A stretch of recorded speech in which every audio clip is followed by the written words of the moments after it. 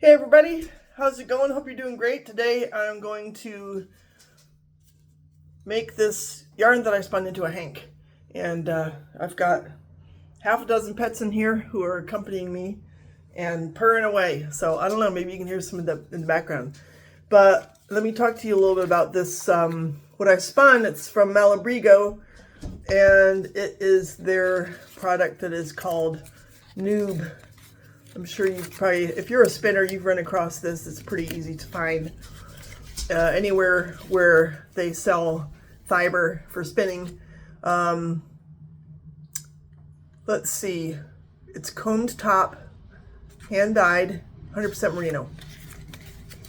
So I've spun combed top a few times. By the way, here's the color, Azul. Bolita. Azul means blue in Spanish, if I'm not mistaken. And, oh, I bought this in Sioux Falls at the new yarn store down there called Prairie Road Yarn. Ignore the red on here, by the way. I had like a little bit of extra left over from some red yarn that I spun during the Tour de Fleece. And I just didn't want to waste it, so I had some blue left over on two of my bobbins, and I'm just like, well, I'll just add some red on here. I can cut it back, once I get this skeined up. But in any case, comb top, it's definitely going to be a worsted spun yarn when you're done. This is 3-ply. I tend to like a 3-ply. I think the yarn has a nice shape. It's more round than a 2-ply, or God forbid a single, which a single is a little bit hard to spin so that you have the exact right amount of twist.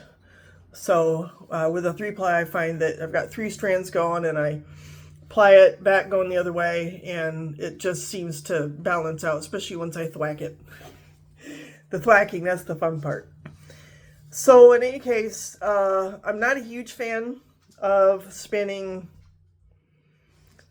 comb top, because the fiber, it feels a little sharp. It's like it wants to dig into my fingers when I'm spinning it.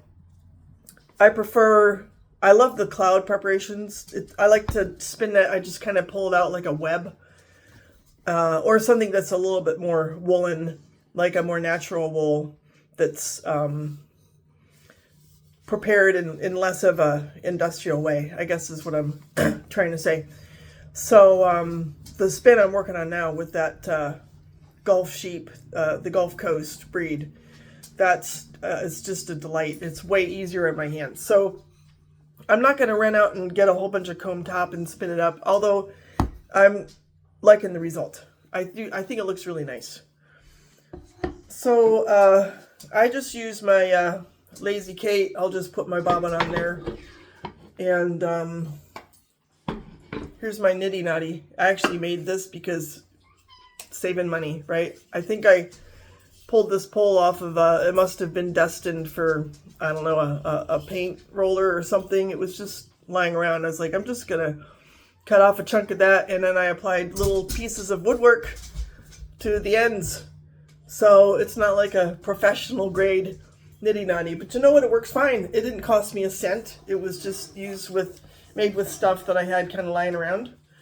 And let's see if I can get this started here. One of the problems I have with this Lazy Kate is it doesn't grip, so it wants to slide around.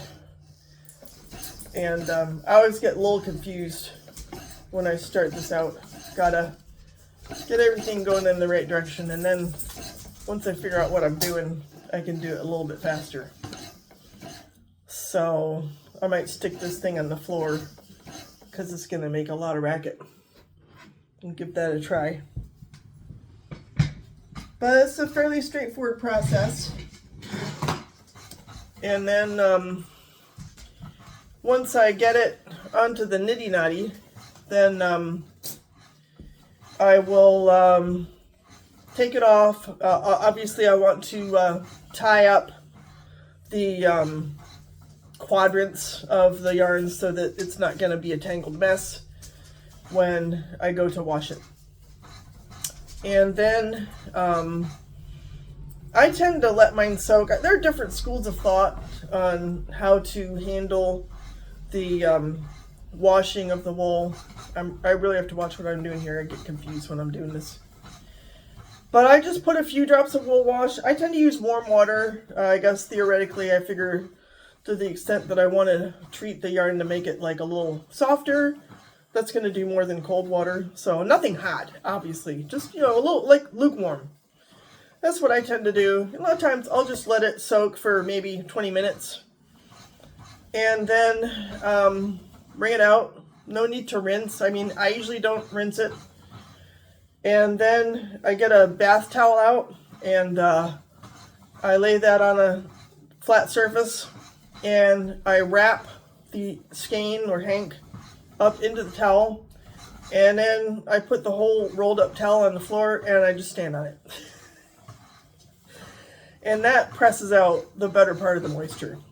So then when I'm hanging it up to dry, it's not going to drip. And it'll usually dry overnight. Oh, and I do thwack it, so that's again another area where there's some schools of thought. But I use the approach of just sort of stretching it over my hands and sort of, I just kind of do this kind of action, you know, to just really stretch it out and make it kind of snap. I know there are some people who will actually like wrap it against a hard surface and stuff like that. And some people don't want to thwack it at all. My theory is that the thwacking is a really good way to help make sure that the yarn is as balanced as it's going to be. So then I let it dry and twist the skein up into a nice twisty hank like you see in the store, and figure out what to do with it. So as you saw from one of my previous videos, so far I've only figured out what to do with one skein of hand spun. But my wheels are definitely turning, and I'm looking forward, now that I actually can make decent yarn, I can get more and more creative with the kind of yarn that I make, with the colors that I use, with the weight, the texture, the twist, and conjure up projects that are much more original and my own. And I mean, heck, a person could even just rug hook with this yarn. Heck, you could do needlepoint. I mean, I can do whatever I want with this yarn, you know. I'm making it for me at this point.